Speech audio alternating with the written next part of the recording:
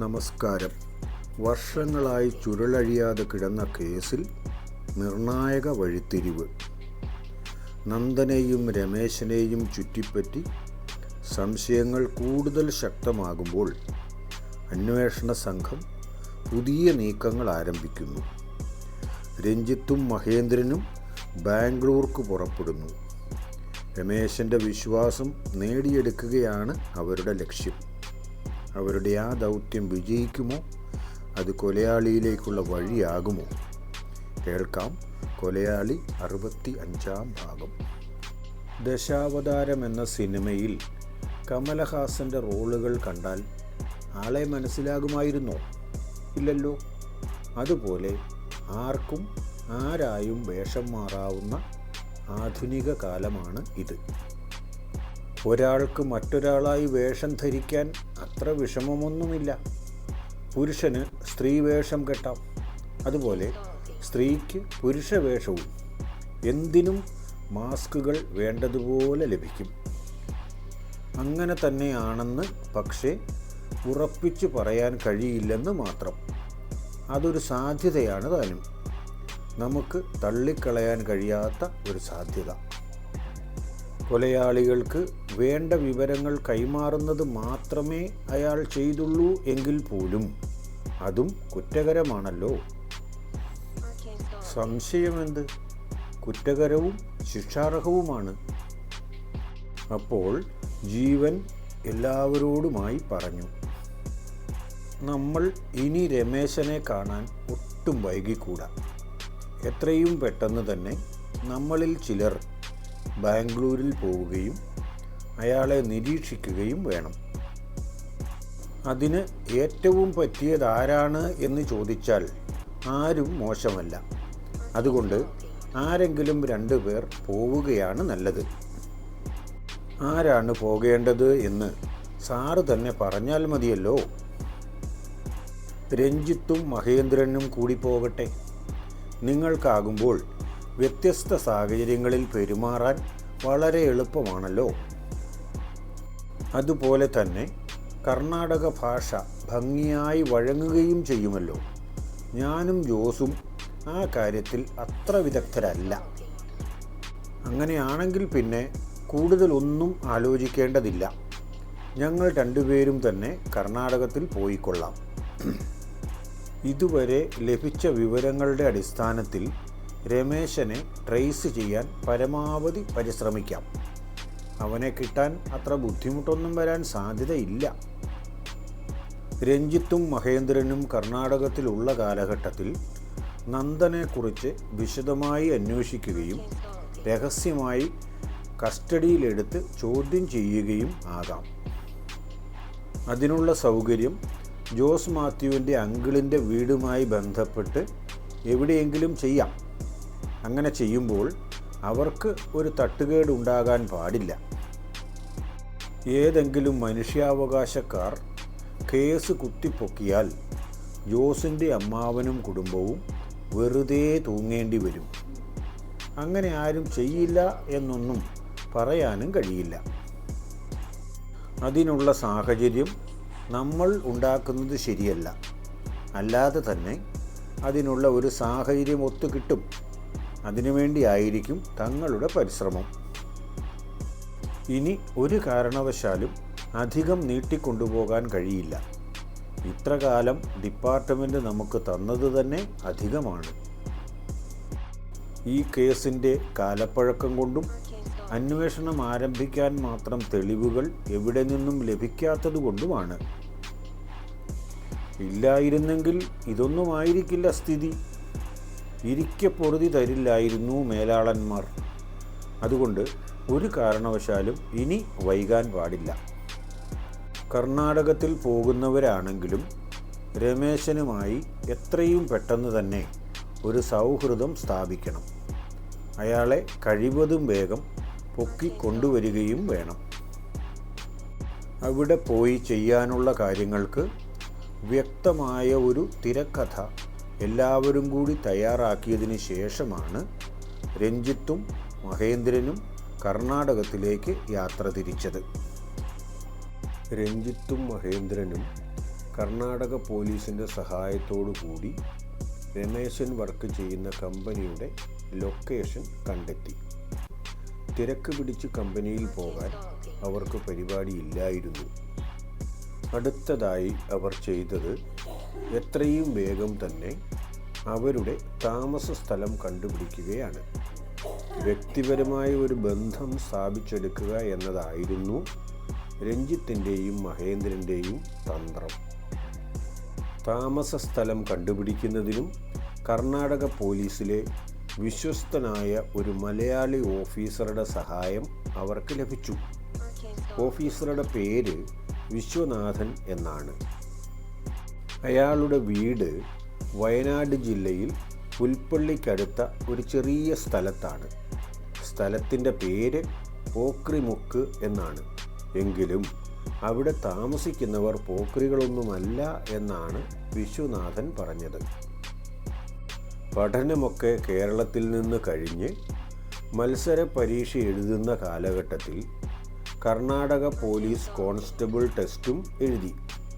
അതിൽ കിട്ടിയതുകൊണ്ട് അവിടെ സർവീസിൽ കയറിയതാണ്. അയാളുടെ ഭാഗ്യവും കഠിനാധ്വാനവും കൊണ്ട് അടുത്ത തവണ ഇൻസ്പെക്ടർ പോസ്റ്റിലേക്ക് വിളിച്ചപ്പോൾ കാറ്റഗറി ചേഞ്ച് വഴി ഇൻസ്പെക്ടറായി. ഇപ്പോൾ അയാൾ പൂർണ്ണമായും കർണാടകക്കാരൻ തന്നെയാണ്.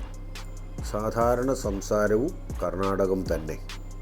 കേരളത്തിൽ വരുമ്പോൾ മലയാളം പറയും, അല്ലെങ്കിൽ മലയാളികൾ ആരെയെങ്കിലും കാണണം. അതുകൊണ്ട് അയാൾ മലയാളം മറന്നിട്ടില്ല. വിശ്വനാഥനോട് രഞ്ജിത്ത് കാര്യത്തിൻ്റെ ഏകദേശ രൂപം പറഞ്ഞു.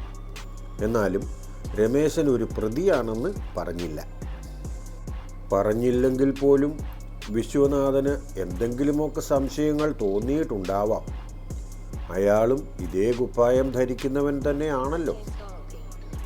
പൂർണ്ണമായി അന്വേഷണം സംബന്ധിച്ച് ആരോടും ഒരു കാര്യത്തിലും വെളിപ്പെടുത്തൽ നടത്താറില്ലാത്തതാണല്ലോ. അതുകൊണ്ടാണ് ആ കാര്യം വിശ്വനാഥനോട് പറയാത്തത്. വിശ്വനാഥൻ്റെ താമസ സ്ഥലവും രമേശൻ വർക്ക് ചെയ്യുന്ന കമ്പനിയും തമ്മിൽ വലിയ ദൂരമില്ല. അവിടുത്തെ സ്റ്റാഫിൽ പലരെയും വിശ്വനാഥൻ അറിയാം. അവരുമായി അടുക്കാൻ അതും ഒരു സൗകര്യമാണ്. മാത്രവുമല്ല, വിശ്വനാഥൻ്റെ അടുത്ത സുഹൃത്തുക്കൾ 1-2 പേർ രമേശൻ ജോലി ചെയ്യുന്ന കമ്പനിയിൽ ജോലി ചെയ്യുന്നവരുമുണ്ട്. അതും ഒരു സൗകര്യമാണ്. അങ്ങനെ എന്തുകൊണ്ടും അനുകൂലമായ സാഹചര്യമാണ് അവർക്ക് അവിടെ ചെന്നപ്പോൾ ഒത്തുകിട്ടിയത്. പ്രതീക്ഷിക്കാത്ത സൗകര്യങ്ങൾ ചിലപ്പോൾ ഒത്തുകിട്ടുമല്ലോ. വിശ്വനാഥൻ്റെ സുഹൃത്തുക്കൾ മുഖാന്തരം തന്നെ രമേശനുമായി അടുത്ത ബന്ധം സ്ഥാപിക്കാം എന്ന് മഹേന്ദ്രൻ അപ്പോൾ തന്നെ മനസ്സിൽ കണക്കുകൂട്ടി. വിശ്വനാഥൻ്റെ സഹായത്തോടുകൂടി തന്നെ അവർക്ക് രമേശൻ്റെ ക്വാർട്ടേഴ്സിന് വളരെ അടുത്ത് തന്നെയുള്ള ഒരു ക്വാർട്ടേഴ്സ് ഭാഗ്യത്തിന് ഒത്തുകിട്ടി. രഞ്ജിത്തും മഹേന്ദ്രനും അവിടെ ചെന്നതിൻ്റെ അടുത്ത ദിവസമാണ് ആ ക്വാർട്ടേഴ്സ് ഒഴിവായത്. അതറിഞ്ഞ നിമിഷം തന്നെ വിശ്വനാഥൻ അതിന് അഡ്വാൻസ് കൊടുത്തു. അതിനുശേഷമാണ് ഇവരോട് വിവരം പോലും പറഞ്ഞത്. രഞ്ജിത്തിനും മഹേന്ദ്രനും ആ വിവരമറിഞ്ഞപ്പോൾ അത്യധികം സന്തോഷമായി. പ്രതീക്ഷിക്കാത്ത രീതിയിലാണല്ലോ കാര്യങ്ങൾ അനുകൂലമായി വരുന്നത്. അവർ തങ്ങൾക്കറിയാവുന്ന കർണാടകം പറഞ്ഞുകൊണ്ട് അവിടുത്തെ കടകളിലും പരിസരങ്ങളിലുമൊക്കെ പരമാവധി ബന്ധം സ്ഥാപിച്ചു. മലയാളികളാണോ എന്ന സംശയത്തിൽ പലരും മലയാളം പറഞ്ഞുകൊണ്ട് തന്നെ ഇവരെ സമീപിച്ചു. പക്ഷേ അവരതിനൊന്നും കാര്യമായി പ്രതികരിക്കാൻ പോയില്ല. അവർക്ക് മലയാളികളായിട്ടല്ലല്ലോ അവിടെ അറിയപ്പെടേണ്ടത്. മലയാളി കർണാടകം പറയുന്നത് പോലെ വിഷമിച്ച് അവർ രണ്ടുപേരും മലയാളം പറഞ്ഞു. അതോടെ ഇവർ മലയാളികളാണോ എന്നുള്ള സംശയം അവരിൽ നിന്നും പൂർണ്ണമായും ഒഴിവാകുകയും ചെയ്തു. വിശ്വനാഥൻ്റെ സഹായത്തോടുകൂടി തന്നെ രമേശൻ്റെ കമ്പനിയിൽ ജോലി ചെയ്തിരുന്ന സുരേന്ദ്രനെയും രതീഷിനെയും അവർ പരിചയപ്പെട്ടു. അവർക്ക് രണ്ടുപേർക്കും മദ്യം കഴിക്കുന്നതിൽ നല്ല താല്പര്യമുണ്ടെന്ന് ഒന്നാം ദിവസം തന്നെ മഹേന്ദ്രന് മനസ്സിലായി. ആ താല്പര്യവും കാര്യസാധ്യത്തിനായി ഉപയോഗിക്കാൻ മഹേന്ദ്രൻ തീരുമാനിക്കുകയും ചെയ്തു. അവർ ഒരുമിച്ച് ബാറിൽ കയറി സുരേന്ദ്രനും രതീഷിനും ആവശ്യത്തിന് വാങ്ങിക്കൊടുത്തു. ആ ഒറ്റ ദിവസത്തോടെ മഹേന്ദ്രന് വേണ്ടി ചങ്ക് പറിച്ചു കൊടുക്കാൻ പോലും തയ്യാറാകുന്നത്രയും അടുപ്പമായി സുരേന്ദ്രനും രതീഷിനും. കുഴഞ്ഞ സംസാരത്തിനിടയിൽ എപ്പോഴോ ആണ് മഹേന്ദ്രൻ രമേശിൻ്റെ കാര്യം ചോദിച്ചത്. കുഴയാൻ മാത്രം കഴിച്ചില്ലേലും മഹേന്ദ്രൻ അങ്ങനെ അങ്ങ് അഭിനയിച്ചു. കേരളത്തിൽ നിങ്ങളുടെ കമ്പനിയിൽ ജോലി ചെയ്തിരുന്ന ഒരാളുണ്ടല്ലോ ഇവിടെ. അവിടെ എൻ്റെ അനുജൻ്റെ ഒപ്പമാണ് അയാൾ ജോലി ചെയ്തിരുന്നത്. അയാളുടെ പേരെന്താ, രമേശനെന്നോ മറ്റോ ആയിരുന്നു. അങ്ങനെ അവൻ പറഞ്ഞതായിട്ടാണ് എൻ്റെ ഓർമ്മ. അപ്പോൾ സുരേന്ദ്രൻ മറുപടി രൂപേണ ചോദിച്ചത് ഇങ്ങനെയായിരുന്നു: ആ ചട്ടുകാലൻ രമേശൻ്റെ കാര്യമാണോ പറയുന്നത്? അവൻ 1 കൊല്ലം ഇവിടെയാണെങ്കിൽ 1 കൊല്ലം കേരളത്തിലായിരിക്കും. അവൻ്റെ കാര്യത്തിൽ എന്തൊക്കെയോ ചുറ്റിക്കളികൾ ഉണ്ടെന്നാണ് എനിക്ക് തോന്നിയിട്ടുള്ളത്. എന്നാൽ ഒരു തെളിവുമില്ല കേട്ടോ. അയാളെ ചട്ടുകാലൻ എന്ന് വിളിക്കാൻ മാത്രം ചട്ടുണ്ടോ? ചെറിയൊരു നീളക്കുറവല്ലേ ഉള്ളൂ. അങ്ങനെയാണല്ലോ ഞാൻ കേട്ടത്. മതിയല്ലോ, അവനൊക്കെ മുഴുവൻ കാലം ഉണ്ടായിരുന്നെങ്കിൽ എന്തായിരുന്നു സ്ഥിതി? അവൻ്റെ കയ്യിലിരിപ്പ് അങ്ങനെയാണ്. എനിക്കങ്ങനെയുള്ള ആൾക്കാരോടൊപ്പം മദ്യപിക്കുന്നത് ഇഷ്ടമാണ്. രമേശൻ എങ്ങനെ മദ്യപിക്കുമോ? ഒരു രക്ഷയുമില്ല. മദ്യത്തിൻ്റെ കാര്യം പറഞ്ഞാൽ അവൻ ആ പ്രദേശത്ത് വരില്ല. മദ്യം കഴിക്കില്ലെങ്കിൽ വേണ്ട. എന്നാലും അനുജൻ്റെ സുഹൃത്ത് ഒരാൾ ഇത്ര അടുത്തുണ്ടെന്ന് അറിഞ്ഞിട്ട് കണ്ടില്ലെങ്കിൽ വീട്ടിൽ ചെല്ലുമ്പോൾ അവൻ എന്നെ പഞ്ഞിക്കിടും. വെറുതെ എന്തിനാണ് ആരോഗ്യം കളയുന്നത്? മഹേന്ദ്രൻ്റെ അനുജൻ്റെ പേര് സന്തോഷ് കുമാർ എന്നാണെന്നും അവരോട് പറഞ്ഞു. അതേ പേരുള്ള ഒരാൾ രമേശൻ നേരത്തെ ജോലി ചെയ്തിരുന്ന കമ്പനിയിലുണ്ടെന്ന് മോഹനൻ സാർ മുഖാന്തരമാണ് അറിഞ്ഞത്. സംശയം തോന്നാനുള്ള സാഹചര്യങ്ങൾ ഓരോന്നും പരമാവധി ഒഴിവാക്കി അയാളിലേക്ക് അടുക്കുകയായിരുന്നു അവരുടെ ലക്ഷ്യം. ലക്ഷ്യത്തിലേക്ക് അടുക്കാനുള്ള ആദ്യ പടിയായിട്ടാണ് സുരേന്ദ്രനെയും രതീഷിനെയും കയ്യിലെടുത്തത്. വെറും 2 ദിവസത്തെ ഒരുമിച്ചുള്ള മദ്യപാനം കൊണ്ട് സുരേന്ദ്രനും രതീഷും മഹേന്ദ്രൻ്റെ ഉറ്റ സുഹൃത്തുക്കളായി മാറി. എന്ത് ചെയ്യണമെന്ന് മഹേന്ദ്രൻ പറഞ്ഞാൽ മതി, അവർ അത് ചെയ്തു കൊണ്ടുവരും എന്ന രീതിയിലേക്ക് അവരെ എത്തിച്ച മഹേന്ദ്രൻ്റെ കഴിവ് സമ്മതിക്കണം. രഞ്ജിത്തിന് ഇതെല്ലാം കേട്ടിട്ട് മഹേന്ദ്രനെ അഭിനന്ദിക്കാതിരിക്കാൻ കഴിഞ്ഞില്ല. അടുത്ത ദിവസം സുരേന്ദ്രനും രതീഷും മഹേന്ദ്രനെ കാണാൻ വരുമ്പോൾ അവരോടൊപ്പം രമേശനും ഉണ്ടായിരുന്നു. അവരുടെ ശ്രദ്ധയിൽപ്പെടാതെ തന്നെ രമേശൻ്റെ നടപ്പ് മഹേന്ദ്രൻ പ്രത്യേകമായി ശ്രദ്ധിച്ചു. സന്തോഷ് സാറും നിങ്ങളും തമ്മിൽ അടുത്ത ബന്ധുക്കളാണെന്ന് ഇവർ പറഞ്ഞു.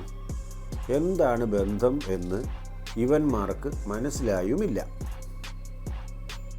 അതുകൊണ്ട് ഇവർ നിർബന്ധമായും എന്നെ കൂട്ടിക്കൊണ്ടു വന്നതാണ്, പരിചയപ്പെടണം എന്ന് പറഞ്ഞുകൊണ്ട്. സന്തോഷ് എൻ്റെ സഹോദരനാണ്. രമേശൻ്റെ മുഖത്ത് ഒരു സംശയഭാവം. അത് വെച്ചു പൊറുപ്പിക്കാൻ കൊള്ളില്ലല്ലോ. അതുകൊണ്ടാണ് അപ്പോൾ തന്നെ അത് നുള്ളിക്കളയാൻ മഹേന്ദ്രന് കഴിഞ്ഞത്. സഹോദരൻ എന്ന് പറഞ്ഞാൽ അമ്മയുടെ സഹോദരൻ്റെ മകൻ, അഥവാ ഫസ്റ്റ് കസിൻ. അടുത്തടുത്ത വീടുകളിൽ താമസിച്ചതുകൊണ്ട് ഞങ്ങൾ ഒരു കുടുംബത്തിലെ അംഗങ്ങളെ പോലെയാണ്. അതുകൊണ്ടാണ് സഹോദരൻ എന്ന് ഒരു മടിയുമില്ലാതെ പറഞ്ഞത്. അവൻ എന്നെപ്പറ്റി പറയേണ്ടി വരുമ്പോഴും ഇങ്ങനെ തന്നെയാണ് പറയുക. കേരളത്തിലെ കമ്പനിയിലെ അസിസ്റ്റൻ്റ് മാനേജറാണ് സന്തോഷ് കുമാർ. കേരളത്തിൽ ജോലിയിലുണ്ടായിരുന്ന കാലത്ത് താനും സന്തോഷ് സാറും തമ്മിൽ സംസാരിച്ചിട്ടുള്ളത് വളരെ കുറഞ്ഞ തവണകൾ മാത്രമാണ്. താൻ ക്ലർക്കും അദ്ദേഹം അസിസ്റ്റൻ്റ് മാനേജരും ആണല്ലോ. തസ്തികകളിലുള്ള അന്തരം പരിഗണിക്കപ്പെടാതിരിക്കണമെങ്കിൽ വളരെ വർഷത്തെ സഹവർത്തിത്വം ആവശ്യമുണ്ട്. താനും സന്തോഷ് സാറും ഒരുമിച്ചുണ്ടായിരുന്നത് വെറും 1 വർഷം മാത്രമാണല്ലോ. താൻ അവിടെയുണ്ടായിരുന്ന കുറഞ്ഞ കാലഘട്ടം കൊണ്ട് അത്രയൊന്നും അടുപ്പമുണ്ടാക്കിയെടുക്കുക എളുപ്പമായിരുന്നില്ല. അതുകൊണ്ട് തന്നെ സന്തോഷ് സാറിൻ്റെ കുടുംബ പശ്ചാത്തലമോ വീട്ടിലുള്ള ആളുകളെയോ ഒന്നും തനിക്കറിയില്ല. എന്നാലും ഇവിടെ ഇപ്പോൾ തനിക്ക് അപരിചിതനാണ് അദ്ദേഹം എന്ന രീതിയിൽ സംസാരിക്കാൻ കഴിയില്ല. അതുകൊണ്ട് രമേശൻ മഹേന്ദ്രനോട് പറഞ്ഞു. സന്തോഷ് സാറിൻ്റെ വീട്ടിലുള്ള ആരുടെയൊക്കെയോ പേരുകൾ പറഞ്ഞിട്ടുണ്ട്, കൃത്യമായി ഞാൻ ഓർക്കുന്നില്ല. മാത്രവുമല്ല, ഓഫീസിലെ എല്ലാവരുടെയും ബന്ധുക്കളുടെ പേരുകൾ പറഞ്ഞത് പരസ്പരം അങ്ങോട്ടും ഇങ്ങോട്ടും മാറിപ്പോവുകയും ചെയ്യും. ഒരു കണക്കിന് നോക്കുമ്പോൾ അതും ഗുണകരമാണ്. താൻ പറയുന്നത് നുണയാണെന്ന് ഇയാൾ മനസ്സിലാക്കില്ലല്ലോ. രമേശനും ആള് കുറുക്കനാണ്. ഇപ്പോൾ മനസ്സിലാകാതെ ഭാവിച്ചാലും അയാൾ സത്യം മനസ്സിലാക്കി കളയുമോ?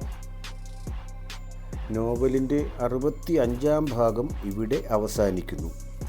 രമേശൻ്റെ വിശ്വാസം നേടിയെടുക്കാനുള്ള ആദ്യ പരിശ്രമം വിജയകരമായി.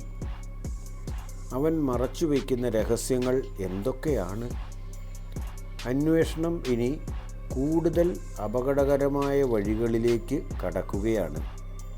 കൂടുതൽ വെളിപ്പെടുത്തലുകളുമായി അടുത്ത ഭാഗത്തിൽ വീണ്ടും കാണാം. എല്ലാവർക്കും നന്ദി. അടുത്ത ഭാഗം മറ്റന്നാൾ ഇതേ സമയം.